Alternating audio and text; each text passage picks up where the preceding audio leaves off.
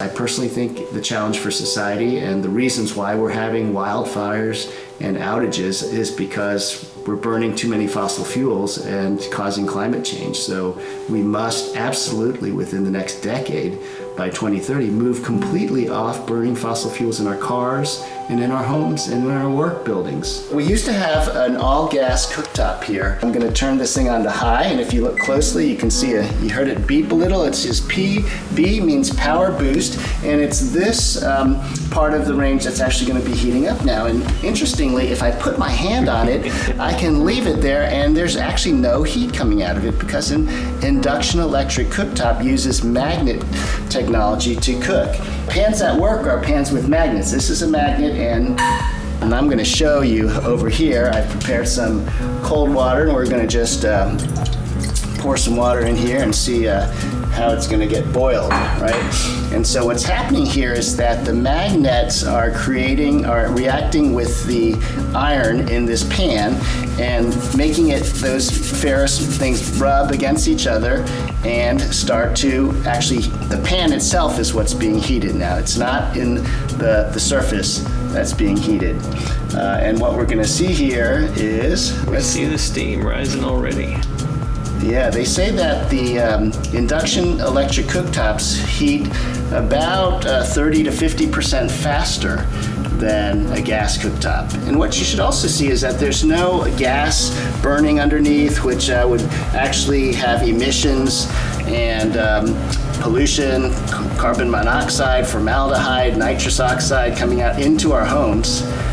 You can see how, well, look at it, it's already boiling there. Yep. So I'm definitely not touching that.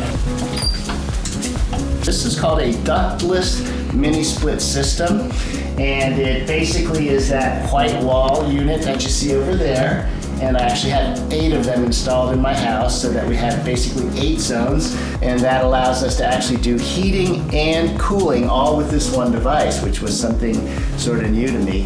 This device is actually works by remote control. Right now it's set for 74 degrees of heating, and what's happening here with this heat pump technology is that it's connected to an outdoor unit that is actually got the heat pump in it outside, and what it's doing outside is looking for free heat from the outside environment, and it's bringing that heat in to the inside unit here, and then this is blowing that heat into the room itself. What does it mean to be 300% efficient? How is that possible? Anytime you burn or combust something, it's going to lose. You don't get 100% efficiency from, they have 7 or 8% in losses. So 92% is where I had on my furnace. Actually, I had only a 58% efficient hot water heater. Using heat pump electric technology as opposed to the gas fire that used to be under, sort of cooking that boiling water in my old 15-year-old hot water heater. So there's this indoor tank which is storing the hot water, and there are these pipes that lead under my crawl space and grow all the way to the outside. These units that you see here, on the left we see the Sandin hot water unit, and on the right you see the Fujitsu, which is for my heating and cooling.